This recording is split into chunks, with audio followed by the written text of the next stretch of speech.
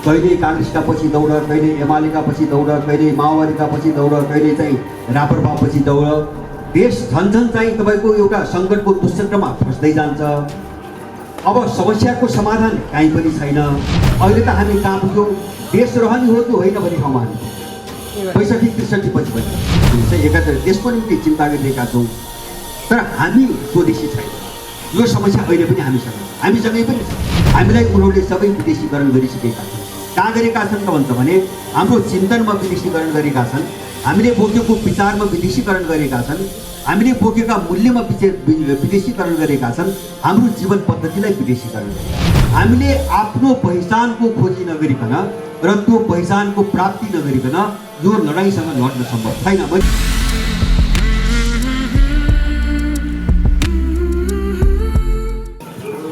हाम्रो ऋषिभाइको कारणले भनौँ, अब उहाँले 3-4 हप्ता अगाडि नै मलाई यो कार्यक्रममा बोलाउनु भएको थियो र संयोगले म उपस्थित हुन सकेन एक कारण र मलाई धेरै खुसी लागेको छ। जस्तो यहाँ यस्तो खालको कार्यक्रम हुन्छ भन्ने मलाई थाहा पनि थिएन पहिले। एउटा पूर्वीय दर्शनको विषयको विषयमा छलफल र बहस यो ढङ्गले अगाडि बढेको छ भन्ने मलाई अनुमान पनि थिएन। मैले आज छोटकरीमा एकदम छोटकरीमा केही कुराहरू राख्नुको निम्ति भनेर ऋषिभाइसँग भनेर म यहाँ उपस्थित भएको हुँ र अरू कार्यक्रममा पनि म हुनेछु पछि पनि। अब यो पूर्वीय दर्शनको विषयमा कुरा राख्दाखेरि मैले कसरी राख्नु खोजेको भन्छ भने शास्त्र पढेर तर्कको आधारमा भन्दा पनि मेरो आफ्नै अनुभवको आधारमा मैले केही कुराहरू गर्न खोजेको हो। किन भन्छ भने अब यो क्षेत्रको त्यति ठुलो जानकार म होइन। मैले तपाईँको धार्मिक साहित्यको अध्ययन गर्नुहुन्छ भने 10 कक्षा पास नगर्दै मैले लगभग सबै पढिसकेको छु। उही बेला जस्तो महाभारत, रामायण, कृष्णचरित्र, गीता, रुद्रीचण्डी। किन मेरो घरमा वातावरण त्यस्तै थियो। बाले नियमित रूपमा पाठ गर्नुहुन्थ्यो। अब त्यो रमाइलो लागेर मैले सबै लगभग त्यही बेला पढिसकेको थिएँ। तर बुझेर होइन। त्यो लय, त्यो काव्यहरूका लय, त्यसमा जो एउटा मिठास आनन्द पनि हुन्थ्यो। अब त्यो देखेर मैले सबै पढेँ। अब मैले एसएलसी सकेपछि म चाहिँ सिधै चाहिँ वामपन्थी राजनीतिसँग जोडिएँ 2035 सालदेखि र मैले एउटा भौतिकवादी चाहिँ तपाईँको सोच त्यो दृष्टिकोण समातेँ र मेरो सक्रिय चाहिँ पार्टी जीवनको इतिहास 30 वर्ष बित्यो 65 सालसम्म। र मलाई के लाग्यो हुन्छ भने मैले जुन चिजलाई भौतिकवाद भन्थेँ त्यो भौतिकवाद नभएर त्यो भनुवा भौतिकवाद थियो होइन। त्यो भौतिकवाद पनि थिएन, त्यो एक खालको भनुवा भौतिकवाद थियो जसले समाजलाई भाँड्ने काम बाहेक केही पनि गरेका। र म 65 सालपछि मलाई कस्तो भयो भन्छ भने अब यो शासनिताको सबै इतिहास एकचोटि मैले सोचेँ र केही साथीहरूसँग मैले 65 सालबाट छलफल चलाएँ। यो 7 सालदेखि यहाँ प्रजातन्त्रका कथाहरू धेरै पटक वाचन भए। 4 साल, 43 साल, 47 साल, 62-63 साल। अब त्यसपछि यहाँ चाहिँ तपाईँको आर्थिक विकासका कुराहरू भए, यहाँ चाहिँ धेरै ठुल्ठुला कुराहरू भए। तर देश झन्झन अधोगतिमा चाहिँ के कारणले गइरहेछ होइन। अब यो चिज खोतल्नु हामी कहीँ फसेका छौँ भन्ने अनुभव मलाई भयो व्यक्तिगत। हामी कहीँ फसेका छौँ। अब त्यसपछि हामीले केही साथीहरूले 2-4 वर्ष छलफल चलायौँ र एउटा निचोड निकालिकन हामीले 72 सालमा राष्ट्रिय पुनर्जागरण अभियान भन्ने एउटा संस्था बनायौँ। त्यो अहिले पनि छ। म त्यसका केही निष्कर्षहरूसहित यो जस्तो पूर्वीय दर्शनको औचित्य के रहेछ भन्ने कुरा म त्यहाँ लगेर जोड्न चाहन्छु। अब हामीले के देख्यौँ छलफल गर्दाखेरि भन्छ भने हामीले 7 साल यता जे चिज हातमा समात्यौँ, दर्शनको नाममा, सोचको नाममा, विचारको नाममा, मूल्यको नाममा र राज्य प्रणालीको नाममा जे चिज बोक्यौँ त्यो हाम्रो केही पनि हाम्रो पहिलो निश्चय। त्यो अरू कसैको चिज हामीले बोकेर आएका थियौँ। त्यसले देशको निम्ति सधैँभरि घात गर्छ होइन। कहिले काङ्ग्रेसका पछि दौड, कहिले एमालेका पछि दौड, कहिले माओवादीका पछि दौड, कहिले चाहिँ राप्रपा पछि दौड। देश झन्झन चाहिँ तपाईँको एउटा सङ्कटको दुश्चक्रमा फस्दै जान्छ। अब समस्याको समाधान कहीँ पनि छैन र समस्याको पुनरुत्पादनको एउटा डरलाग्दो चक्र छ। समस्यामाथि समस्या र एउटा राजनीतिक परिवर्तनले पहिलेको भन्दा 10 गुणा ठुलो अर्को सङ्कट सिर्जना हो। जस्तो 7 सालले ठुलो समस्या ल्यायो, त्योभन्दा ठुलो समस्या 47 सालले ल्यायो। अब 47 साल 62-63 सालको हेर्नुहुन्छ भने त अहिले त हामी त हिजो प्रजातन्त्र राजनीतिका कुरा गर्थ्यौँ, अहिले त हामी कहाँ पुग्यौँ? देश रहने हो कि होइन भन्ने ठाउँमा हामी 65-63 पछि भयो। त यो के हो त भन्ने एउटा हाम्रो यो लामो छलफल भयो। अब मैले जस्तो यो पूर्वीय दर्शनतिर जोड्नुभन्दा मैले आफ्ना के अनुभव राख्छु, जस्तो हामीले 7 सालपछि राजनीतिको नाममा हामीले जो दर्शन बोक्यौँ नि त्यो हाम्रो थिएन। पहिले त्यो पाश्चात्य दर्शन थियो, त्यो पश्चिमा दर्शन थियो। हामीले जुन विचार बोक्यौँ, समग्र समाजलाई हेर्ने, देशलाई हेर्ने, व्यक्तिलाई हेर्ने, परिवारलाई हेर्ने, त्यो हाम्रो थिएन। त्यो पश्चिमा तपाईँको सिद्धान्त थियो, त्यो पश्चिमा दर्शन थियो। अनि हामीले जुन राज्य प्रणाली बोक्यौँ त्यो हाम्रो उपज थियो।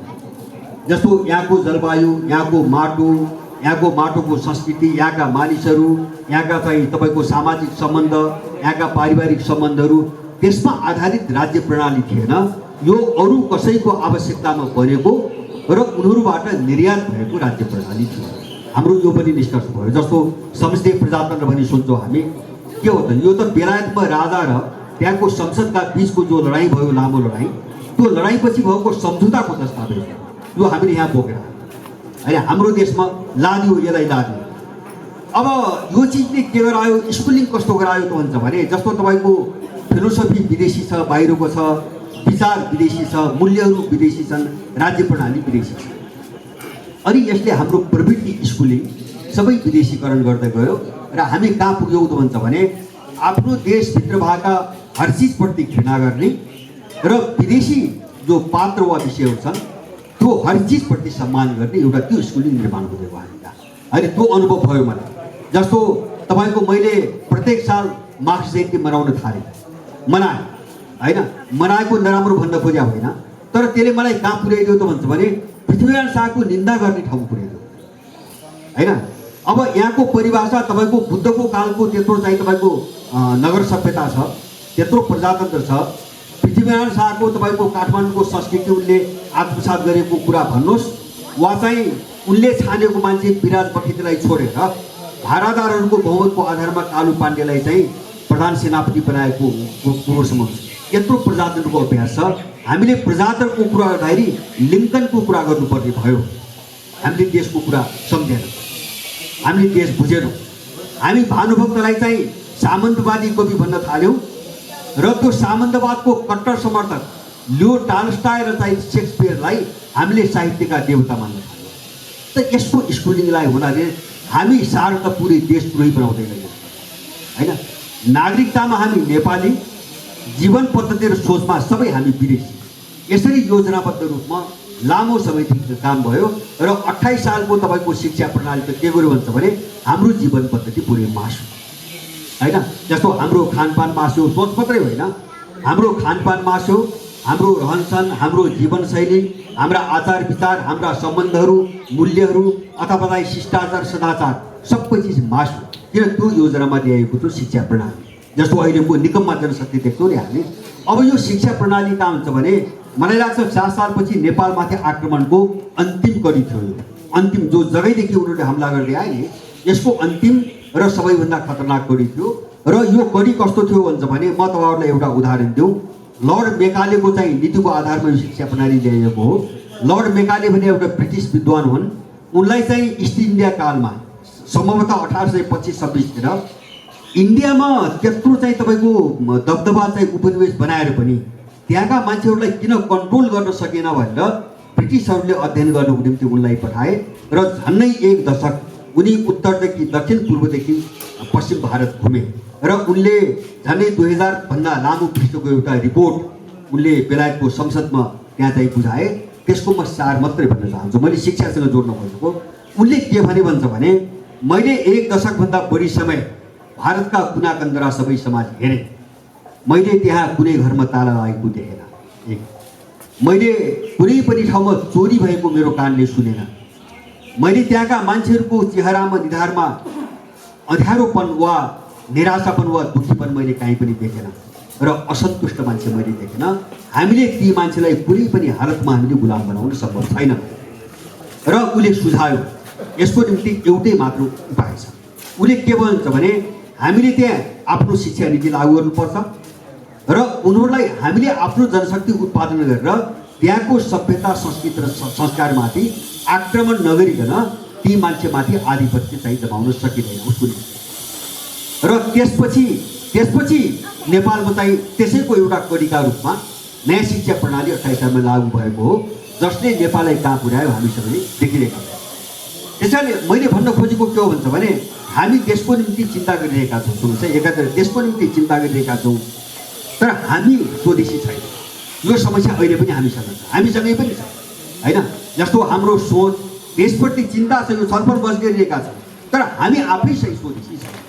हामीलाई उनीहरूले सबै विदेशीकरण गरिसकेका छन्। कहाँ गरेका छन् त भन्छ भने हाम्रो चिन्तनमा विदेशीकरण गरेका छन्, हामीले बोकेको विचारमा विदेशीकरण गरेका छन्, हामीले बोकेका मूल्यमा विदेशीकरण गरेका छन्, हाम्रो जीवन पद्धतिलाई विदेशीकरण गरेका छन्।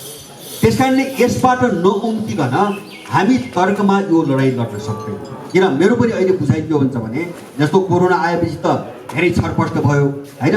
पश्चिमी सभ्यताबाट जे चिज आयो जे हामीले बोक्यौँ यसमा समाधान कहीँ पनि छैन, कुनै क्षेत्रमा पनि छैन। यो अब उनीहरूले पनि बुझेका छन्। जस्तो मैले राजनीतिको कुरा गरेँ, समाधान कहाँ त उनको हामीले जो प्रणाली बोक्यौँ नि, समाधान कहाँ? देशलाई समाधान त कहीँ पनि दिएन।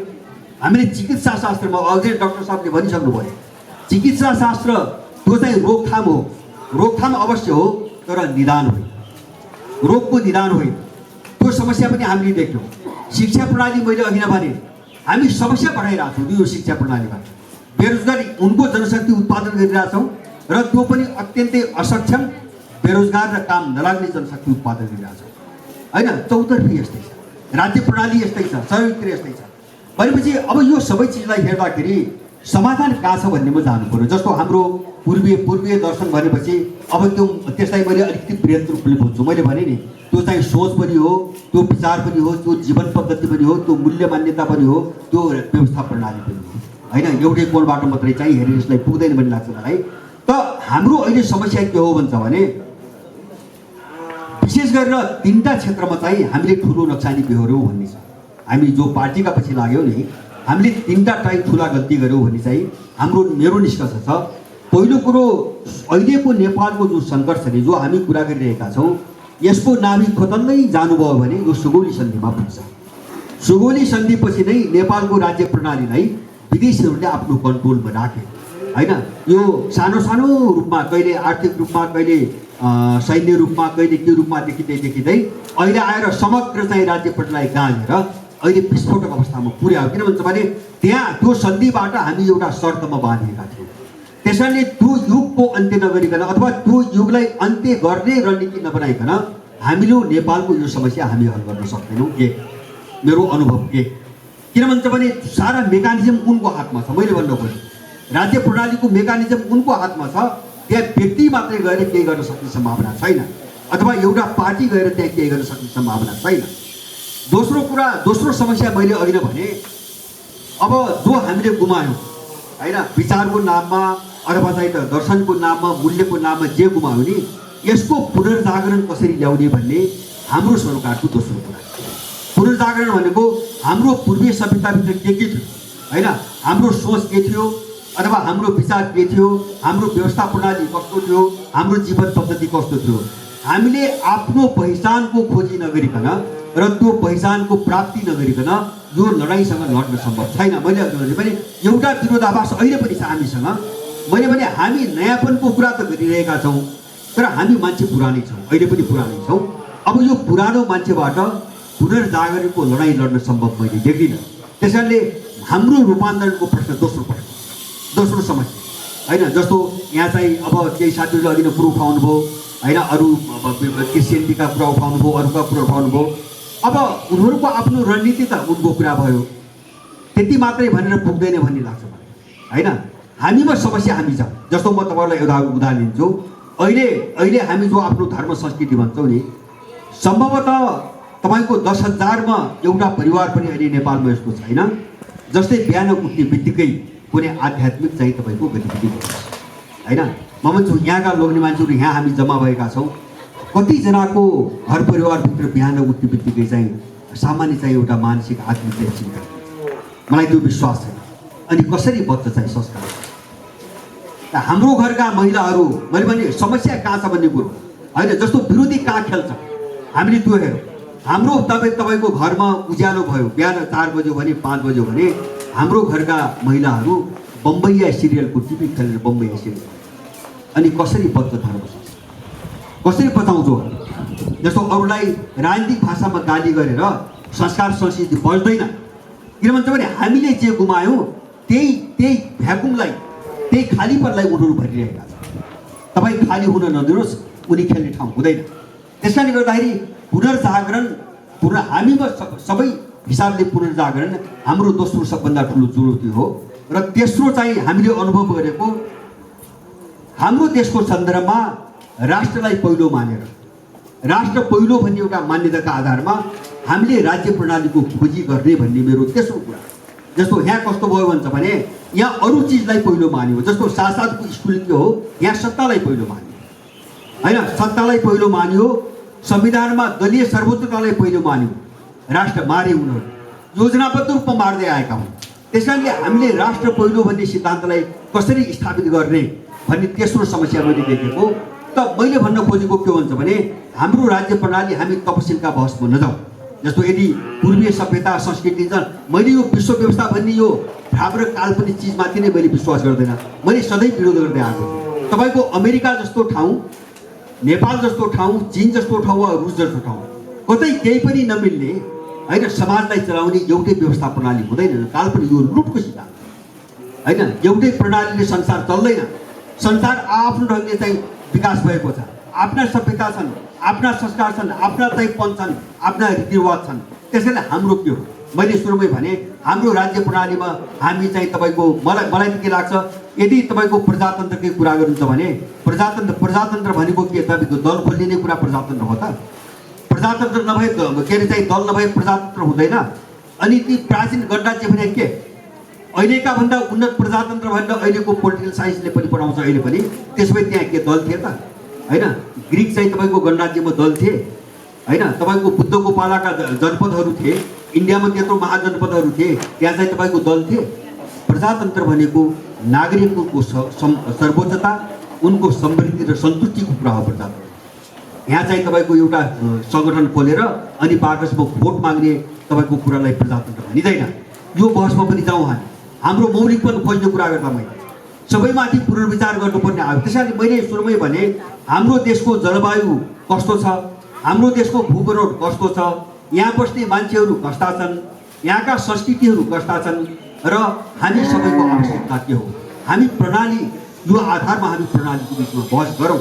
हामीलाई कस्तो शासन प्रणाली चाहिएको छ, हामीलाई कस्तो आर्थिक चाहिँ तपाईँको विकासको प्रणाली चाहिएको छ, हामीलाई कस्तो सामाजिक सांस्कृतिक प्रणाली चाहिएको छ, त्यो विदेशी कोषमा बहदिन जरुरी छैन। र अन्तिममा मैले एउटा कुरो, जस्तो यो विध्वंस जो नेपालको हुँदै गयो नि, यसका पछाडिको एउटा त हामीले उनको बोक्यौँ, त्यो छुट्टै कुरा भयो।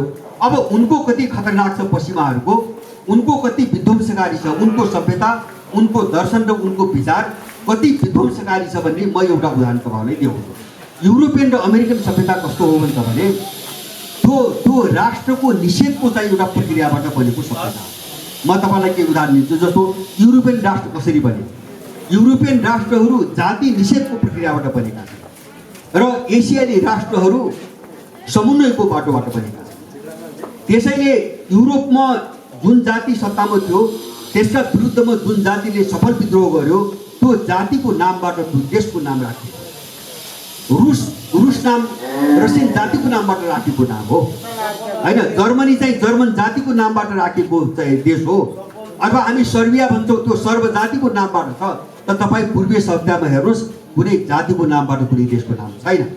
यहाँ राष्ट्रहरू समन्वयबाट बनेका छन्। यहाँ शासकदेखि यहाँ पृथ्वीनारायण शाहको मात्रै कुरा हुँदैन, हामी त्योभन्दा बढी पुज्छौँ भक्ति थापालाई, हामी त्योभन्दा बढी पुज्छौँ तपाईँको के अरे चाहिँ कालु पाण्डेलाई अथवा अमरसिंह थापालाई अथवा विशेनगरजीलाई हामी चाहिँ सम्मान गर्छौँ। हामी नेपाल एकीकरणको कुरा गर्दाखेरि हामी विशेनगरजीको कुरा पनि छोड्दैनौँ।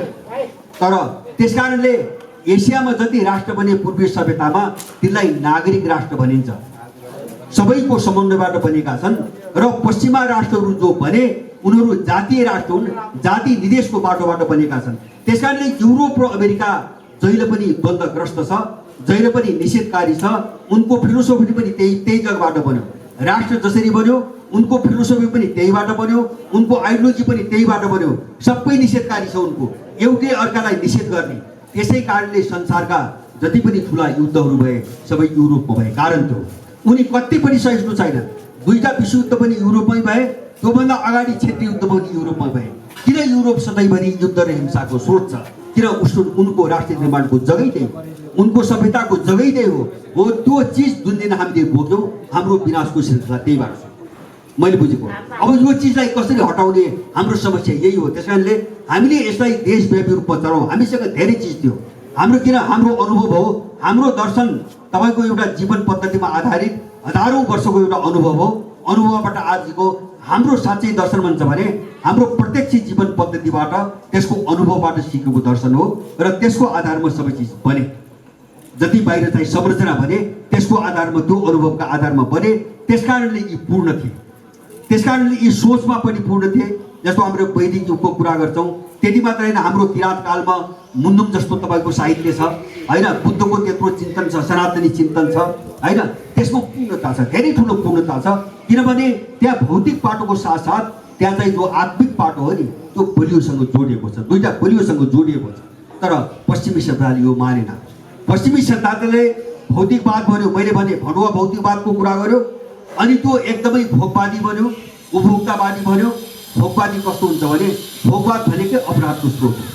जस्तै भोग गर्ने कुरा मात्रै सोच्छ नि होइन, जसमा मानवता हुँदैन, परोपकार हुँदैन, अथवा चाहिँ कल्याण भन्ने कुरा हुँदैन। अब त्यो भोगवाद जहिले पनि अपराधतिर लिप्त भएर हिँड्छ। हामीलाई त्यो चाहिँ तपाईँको स्कुलिङ यहाँ ल्याइकन यो नेपाली समाजलाई उनीहरूले समाप्त पार्ने दिशातिर गएका हुन्। र हामीले जुन दिन यो सबै गुमाउँछौँ त्यो दिन चाहिँ तपाईँको के हुन्छ भने नेपाल रहँदैन। नेपाल रहँदैन, उसले बाँच्न खोजेको त्यही हो। र लडाइँको अहिलेको सार के हो भन्छ भने जस्तो हामीले सरस्वती इतिहास हेर्दाखेरि पनि देखेको छौँ, जस्तो सभ्यता संस्कृति दर्शनको महत्त्व कहाँ हुँदो रहेछ भन्छ भने अब उनीहरूले आर्थिक रूपमा त जस्तो इस्ट इन्डिया कम्पनीले 300 वर्ष इन्डिया त लुट्यो नि, तर फर्कनु पर्यो। राजनीतिक रूपमा संसारमा धेरै उपनिवेश बने तर उनीहरू फर्किनु पर्यो। किन अस्थायी कुरा हो, हामी फसेकै यही हो। हिजो यो चाहिँ तपाईँको राजनीति बोकेर, पार्टीको नामको राजनीति बोकेर हामी कहाँ फस्यौँ भन्छ भने आर्थिक र राजनीतिक क्षेत्रमा हुने स्वामित्व परिवर्तनलाई हामीले क्रान्ति ठान्ने हामी भ्रममा पर्यौँ। त्यो क्रान्ति रहेनछ, त्यो स्वामित्वको परिवर्तन मात्रै थियो, त्यो क्रान्ति थिएन। र क्रान्ति चाहिँ के अरे सभ्यता संस्कृति र तपाईँको संस्कारको क्षेत्रमा क्रान्ति हुँदैन होइन। यो आफै चाहिँ विकास हुँदै परिवर्तन हुँदै जान्छ, यहाँ क्रान्ति हुँदैन।